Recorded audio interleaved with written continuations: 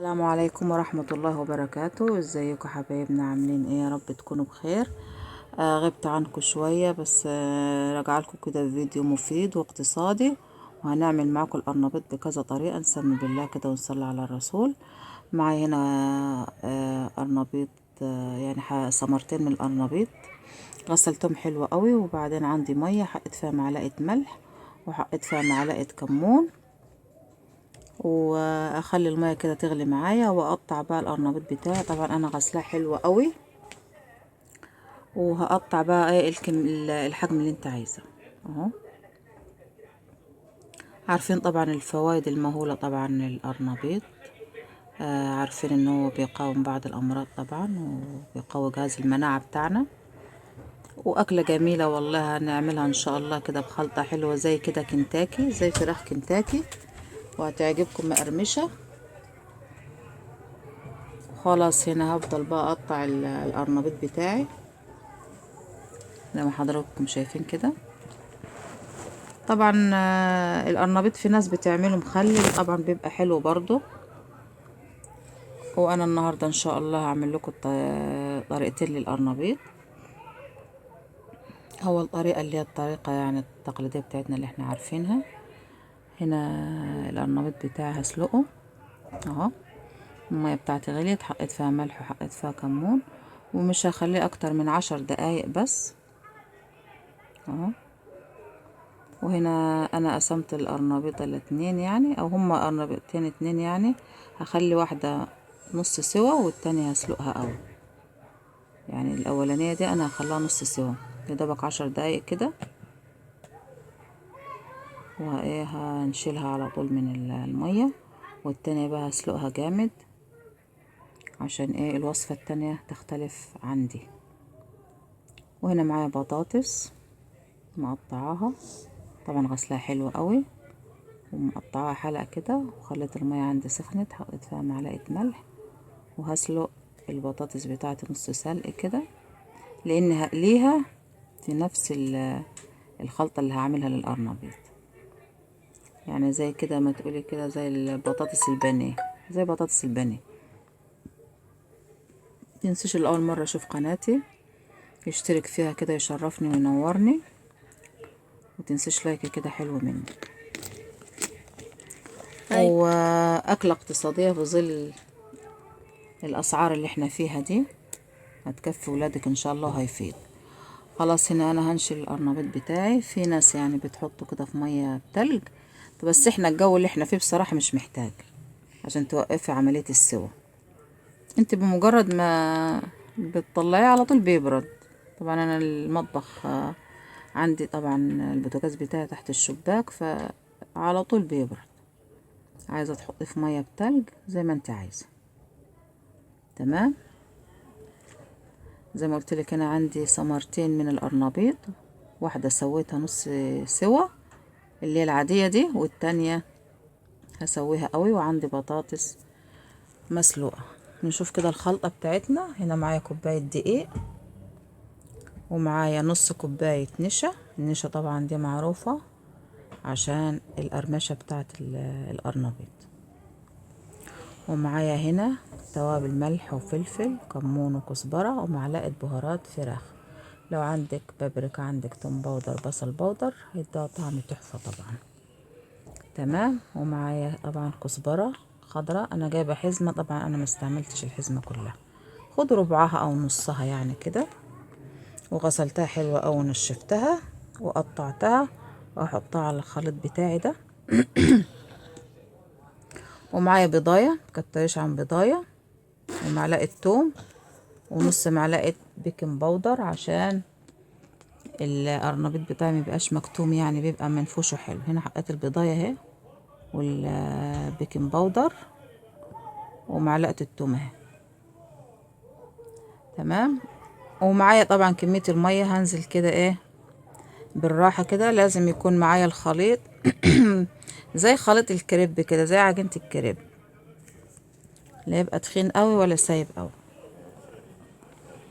واقلب زي ما قلت لك، احط كده حبة مية واحدة واحدة كده لغاية لما الاقي القوام مظبوط معايا اهو.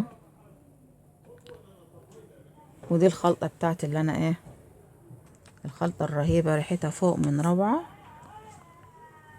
وهتخلي طعم القرنبيط قسما بالله زي ما يكون فراخ كنتاكي بالظبط، مقرمش كده من بره من جوه طري وزي العسل.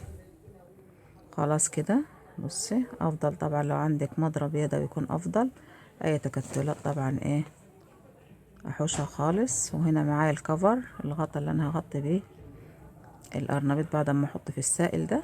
معايا كوباية دقيق برضو، ونص كوباية نشا، وملح وفلفل وكزبرة. عندك ما عندك معلقة بهارات فراخ برضو بيدي طعم حلو، توم باودر، بصل باودر برضو بيديله برضو طعم جميل. واقلب بقى النشا مع الدقيق حلو قوي كده. الطبقة دي برضو هتخليها طعمها تحفة تحفة تحفة، جربوها كده وقولوا لي رأيكم ايه. خلاص كده القرنبيط هدي معايا. اخد بقى القرنبيطة واحطها في الخلطة الجبارة اللي انا عاملاها دي.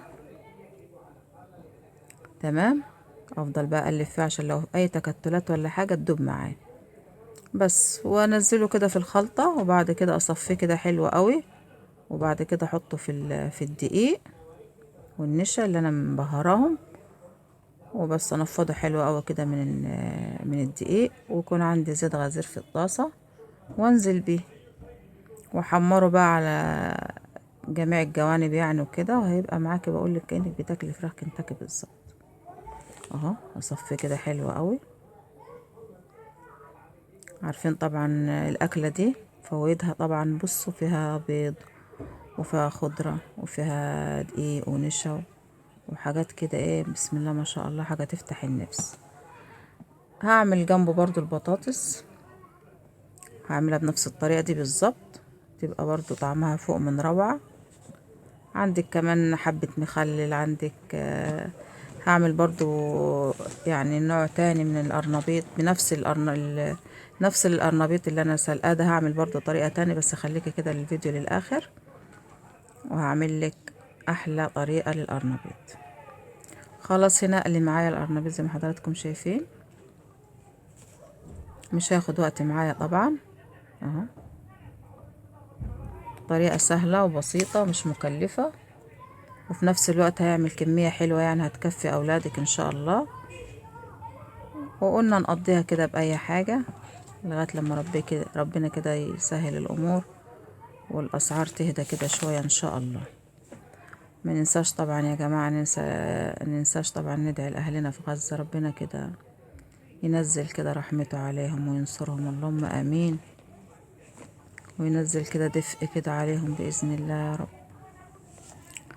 اللهم آمين يا رب. فالأكلة دي إن شاء الله تعجبكم، أكلة شتوية طبعا، ومعروف خضار الشتاء بيبقى جميل، إذا كان قلقاس أو قرنبيط أو سبانخ، الحاجات دي بتبقى تحفة بصراحة ومغذية في نفس الوقت.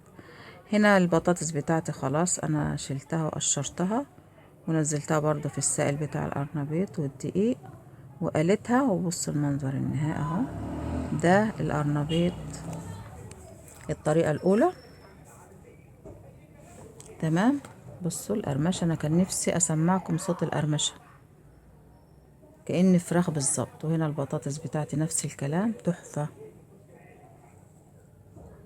قطعت عليها كده كزبرة خضراء، وألف هنا وألف شفا. ونشوف بقى ايه، تعالى اوريكم بقى الطريقة التانية.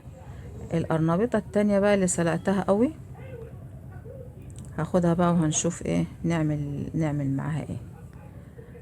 تمام. هنا معايا قطعتها زي ما حضراتكم شايفين، وهنا معايا الخلطة بتاعتي زودت عليها بيضاية ومعلقة بهارات فراخ، واذا كانت عايزة سنة ملح بسيطة طبعا عشان البيضاية. تمام. واقلب المكونات دي كلها مع بعضيها، هي الخلطة، ما تزوديش غير بيضاية تاني ومعلقة بهارات فراخ، او عندك اي توابل عايزة تحطيها حطيها، وسنة ملح بسيطة. وهنا معايا بقى بصلاية متوسطة، ومعايا قرن فلفل رومي، عايزة تحطي حامية لو حباها سبايس يعني وكده. هعمل لك قولي عليها قرص فطيرة، قولي عليها عجة، يعني المسمى اللي انت عايزاه. هنا فرمت البصل والفلفل كويس اوي في الكبة زي ما حضراتكم شايفين لغاية لما تنعم معايا قوي. تمام. وتنسيش تحط لها حبة ملح طبعا، البصل والفلفل اهو. وبعد كده هحط القرنبيط ونعمه او هيبقى زي العجينة معايا. طبعا انت طبعا سلقاه جامد يعني، فهيبقى سهل معاك في الكبة ان هو يتفرم. خلاص، يبقى انا حطيت البصل والفلفل والقرنبيط، وهنا الخلطة بتاعتي اهي. حاطة فيها طبعا توم، التوم اساسي طبعا في الاكلة دي اهو. واحط بقى الخليط بتاعي، عايزة تحط توم باودر، بصل باودر، بابريكا، تمام. ما عندكش مش متوفر يعني خلاص. واحط بقى القرنبيط بتاعي اهو كده. خلاص زي العجة. عندك طماطمايه تبشريها بشر عليها، ما تعصرهاش ولا تقطعيها، تبشرها كده بالمبشرة لو انت عايزة مثلا ايه تزود الطعم وكده. تمام. وخلاص كده العجة بتاعتي خلصت او القرص بتاعتي خلصت. ويكون عندي زيت برضو، واطلع كده بالمعلقة واقلي بقى. واحلى قرص قرنبيطة تاكليها في حياتك، وعايزاك تجربيها وتقولي لي رأيك ايه. وان شاء الله بإذن الله انا واثقة انها تعجبكم. طبعا نص معلقة البيكنج باودر هتخليها منفوشة طبعا مش مكتومة اهو. اخد كده بالمعلقة وافرد في الصينية بتاعتي اهو. هتحمر معاك على طول وهتستوي معاك على طول، وطريقة جميلة وجديدة وهتعجبكم ان شاء الله، واقتصادية وفي نفس الوقت مفيدة. هنا عملت جنبها، كان عندي كده كام كبداية انا شايلاهم في الفريزر بتاعت فراخ. شوحتها كده اهو. وبعد كده حطيت عليها بصلاية وفلفلاية وقرن وفصين توم وشوحتهم كده. وحاجة كده جميلة. اي حاجة تشيلها في الفريزر هتنفع في الزمن اللي احنا فيه ده. كبداية ونصاية وجمعيهم على بعض، هيطلع معاك طبق كبدة وقوانص حلو. مع اكلة زي كده هتبقى الحكاية ان شاء الله جميلة، واليوم هيعدي. بصوا القرص اهي احمرت، بصوا متماسكة ازاي اهي، لا فكة منك ولا طرية ولا اي حاجة اهو. بسم الله ما شاء الله اهي. وادي القرص بتاعتي اهي. عايزة بقى عيش يكون لسه طالع من الفرن كده، وشوية مخلل مع البطاطس بتاعتي مع طبق الكبدة. بصوا اكلة النهاردة عظمة عظمة عظمة.